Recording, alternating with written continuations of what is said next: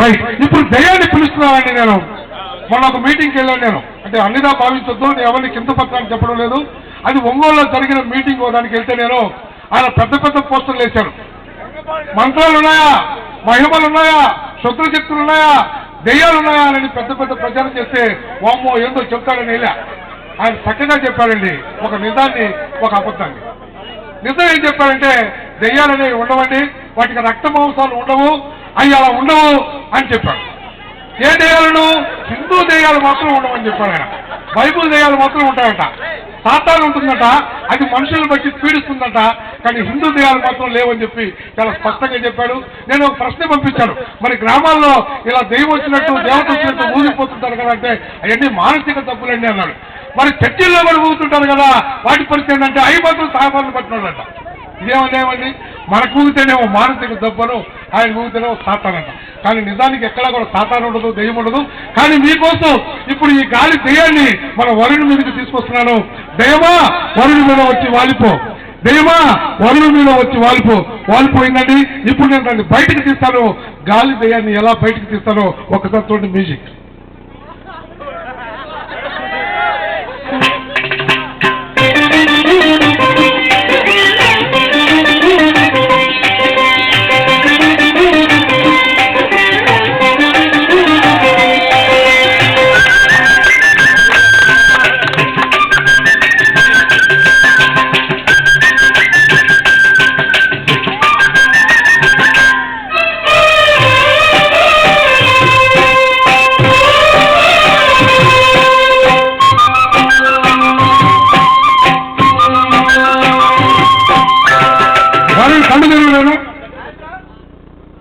దేవుళ్ళు వచ్చేది పొగ వస్తుంది చూడు, పొగ వస్తుందా? వస్తుందా? ఎలా ఉందా పొగ? కంపు వస్తుందా? వేడిగా ఉందా, చల్లగా ఉందా? వేడిగా ఉంది.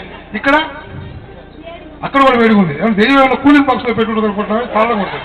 దెయ్యం అయితే వేడిగానే ఉంటుంది. కానీ నిజానికి ఇది ఎందుకు చేశానంటే వరంగల్ జిల్లాలో ఈ మధ్య ఒక గురుకుల పాఠశాలలో ఏదో గజ్జల సౌండ్ వినపడిందని పిల్లలందరూ ఇళ్లకి పారిపోతే మేము వెళ్ళామండి. అక్కడికి వెళ్తే ఒక మాంత్రికుడు అప్పటికి అక్కడ తయారయ్యి ఇలాంటి బెల్లులు ఒకటి తీసుకొని ఇందులో దెయ్యాన్ని బంధిస్తానని మోసం చేసి గ్రామస్తుల దగ్గర చాలా డబ్బులు కాజేశారు. ఇది చిన్న ట్రిక్ అండి, ఇది మీరు కూడా నేర్చుకోవచ్చు. అందుకే చెప్తున్నాను. దీన్ని మీరు గ్యాస్ వెల్డింగ్ చేసేవాడిని చూసే ఉంటారు. ఆ గ్యాస్ వెల్డింగ్ చేసేవాళ్ళు మధ్యలో ఆ గ్యాస్ మండడం కోసం ఒక చిన్న రాయిని వేస్తారండి. ఆ రాయి పేరు కార్బైడ్ అంటారు. ఆ కార్బైడ్ అందులో వేసి ఒక చిన్న ఈ చిన్న చిన్న మాత్రల మీద సీసాలు ఉంటాయి. ఆ సీసా ఒకటి తీసుకొని అందులో నీళ్లు పోసి వచ్చేస్తే ఆ నీళ్లు దీని మీద పడంగానే ఇది బెలూన్ ఉబ్బుతుంది. ఇక్కడ మూతి కట్టేసాం కాబట్టి గాలి బయటికి పోలేక ఉబ్బుతుందండి. ఇది చాలా సింపుల్ ట్రిక్. ఈ ట్రిక్ తోటి ఓ పెద్ద మీడియాని ఆకర్షించాడు వాడు. అందుకని మీరు నమ్మొద్దు, దెయ్యాలనేది ఉండవు, గాలి అనేది ఉండదు. అలాంటి ప్రభావం ఏదైనా ఉంటే వాళ్ళకి నిజంగానే మానసికంగా కొంత ఇబ్బంది ఉంటుంది. అది హాస్పిటల్కి చూపిస్తారని ఆశిస్తూ, అలాగే మీ అందరి కోసం థ్యాంక్ యూ. అరుణ్ కిందకి. అలా ఇంకొక విషయం చెప్పి మ్యాజిక్లోకి వెళ్ళిపోతానండి. చాలా మూఢనమ్మకాలు మనకు ప్రబలంగా ఉంటాయి. ఆ మూఢనమ్మకాల్లో ప్రధానమైనటువంటిది మీ అందరికీ తెలిసినటువంటి ఒక చిన్న మూఢనమ్మకం చెప్తాము. ఎప్పుడైతే ప్రశ్నించుకోవడం మనం అలవాటు చేసుకున్నామో ఆ ప్రశ్నలోంచి చాలా సమాధానం వస్తుంది. ప్రశ్నించుకోవడం చాలా అవసరం. మీరు ఎవరినైనా చూడండి, ఖచ్చితంగా ప్రశ్నిస్తారు. ఒక ఉదాహరణకు మనం ఒక ఊర్లో వెళ్తున్నాం, ఆటో కావాల్సి వచ్చింది. ఆటో వస్తావా అంటాం, ఎక్కడికి అంటాడు మొదటి ప్రశ్న. ఏదో ట్రంకులెట్కి వెళ్ళాలంటాం, ఒకరే ఇద్దరా అంటాడు రెండో ప్రశ్న. ఒకరే అంటాం, అయితే 20 రూపాయలు ఇద్దంటాడు. అంటే ముందే ఒప్పందాలు ప్రశ్నలకు సమాధానం ఉంటాయి. అలాగే వీటికి కూడా కొన్ని ప్రశ్నలు సమాధానాలు ఉంటాయి.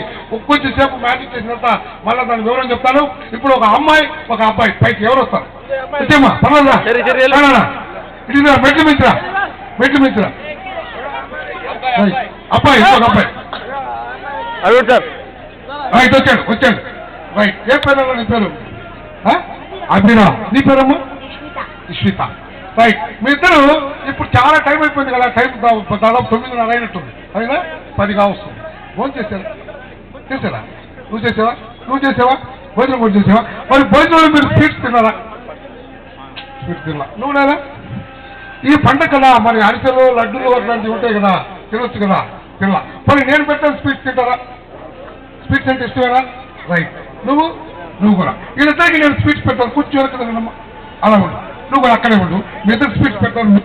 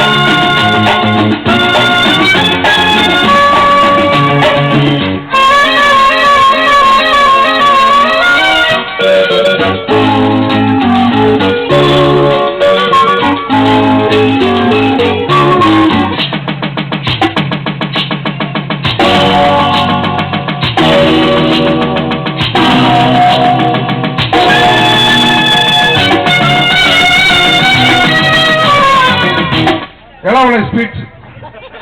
ఎలా ఉన్నాయి? మూసి ఎలా ఉన్నాయి మా బాగున్నా? మీకు ఎలా ఉన్నాయి? బాగాలేవా? అంటే లడ్డు అయితే బాగుంటుంది కదా, ఇవి బాగాలేవు స్వీట్స్. రైట్, మీ పక్కన నేను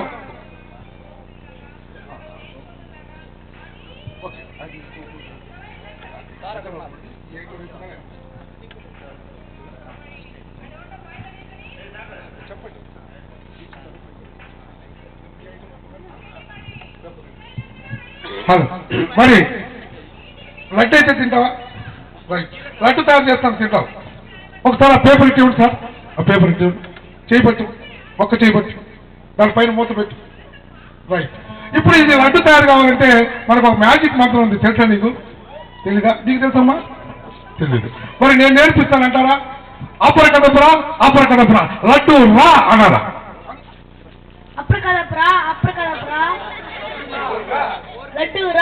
వచ్చిందా? రాలేదా? నువ్వు అన్నాం పాప.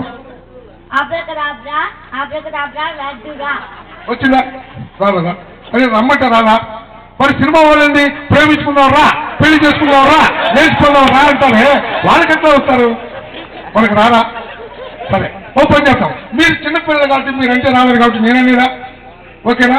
ఆపరకదపురా లడ్డు రా. వచ్చిందేమో చూడు, మైక్ పట్టుకోండి.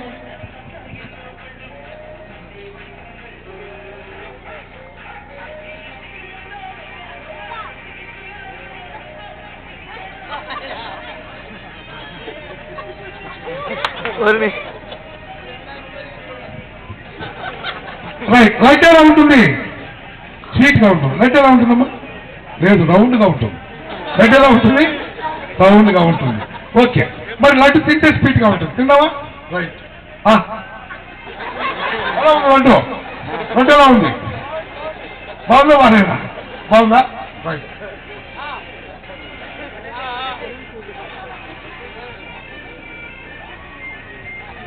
తిను, నిదానంగా తిను. ఏ పేరు నీ పేరు? నీ పేరు ఏ పేరు? మాట్లాడరా? చెప్పు మరి. Very good. మరి నువ్వు అలాగే తిన్నాయినా మీ ఇద్దరు సహకారానికి చాలా థ్యాంక్స్. మరి వెళ్ళి కూర్చోండి, మీ ఇద్దరు కోసం ఒక మంచి ఐటమ్ చేస్తాను. కూర్చోండి, చూడండి, మీరు కూర్చోండి. Okay, right.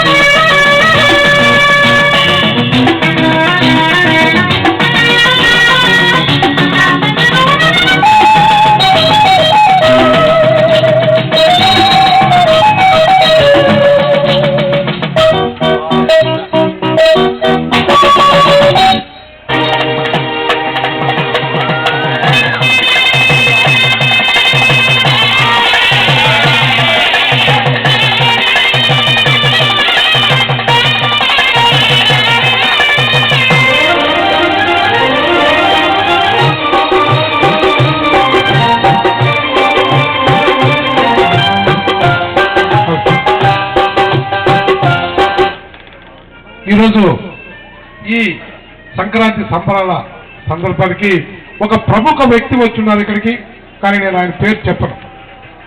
ఆయన ఎవరో మీకు అర్థమయ్యేటట్టు చేస్తాను. చేయమంటారా?